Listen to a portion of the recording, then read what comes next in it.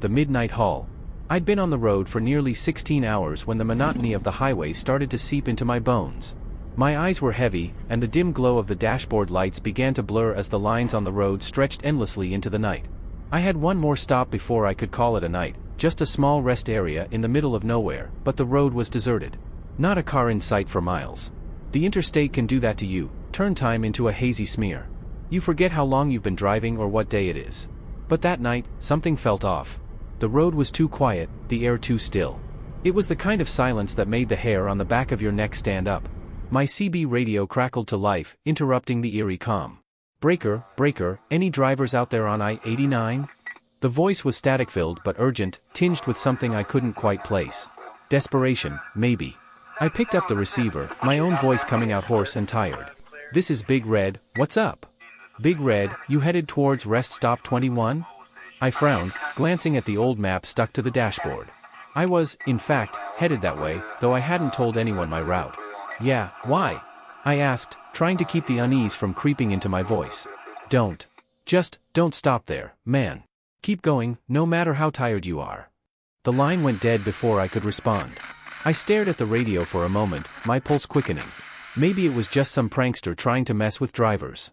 But something in that voice, the urgency of it, gnawed at me. As the miles ticked by, the darkness seemed to close in, the headlights only piercing through a narrow tunnel of night. The trees on either side of the road felt oppressive, their branches twisting like skeletal fingers reaching out to pull me in. Then, I saw it, the faded sign for Rest Stop 21, barely illuminated by my headlights. I had to make a choice. The warning echoed in my mind, but I was dead tired. Just a quick rest, I told myself. A few hours of shut-eye, then I'd be back on the road. The entrance to the rest stop was overgrown, the asphalt cracked and uneven. I pulled in, the truck's tires crunching over loose gravel. The place was deserted, just a couple of old picnic tables and a dingy-looking restroom. The lone streetlight flickered weakly, casting long, distorted shadows. I parked the rig, turning off the engine. The sudden silence was deafening, my ears ringing from the absence of the steady hum.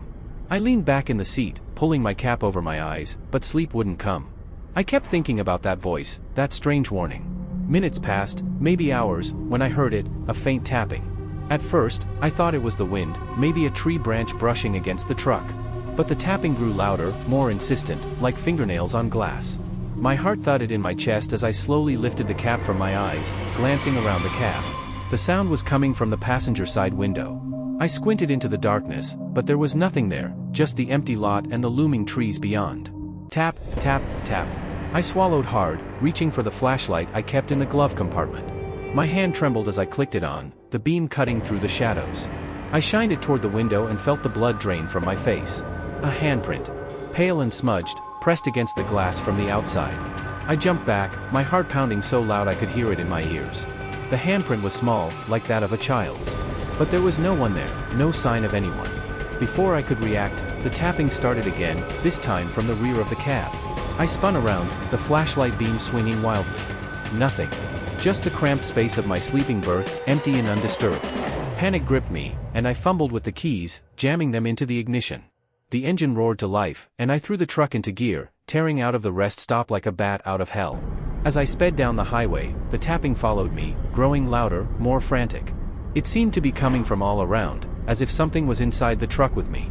My knuckles turned white as I gripped the steering wheel, my foot pressed hard on the gas pedal.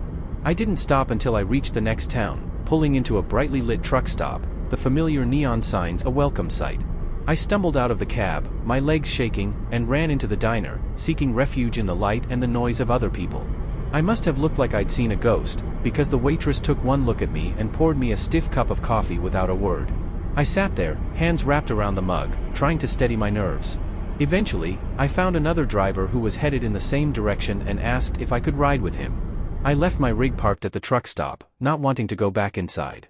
It wasn't until days later that I worked up the courage to retrieve my truck. When I finally did, I found something that made my blood run cold. Inside the cab, the windows were smeared with dozens of tiny handprints, all of them trailing down from the ceiling. I never did figure out what happened that night, and I never drove that route again. Some nights, when I'm alone in the cab, I still hear that faint tapping, echoing in the back of my mind. And every time, I grip the wheel a little tighter, refusing to look in the rearview mirror. Because deep down, I know something is still out there, waiting for me on the road. Maybe next time, I won't be so lucky.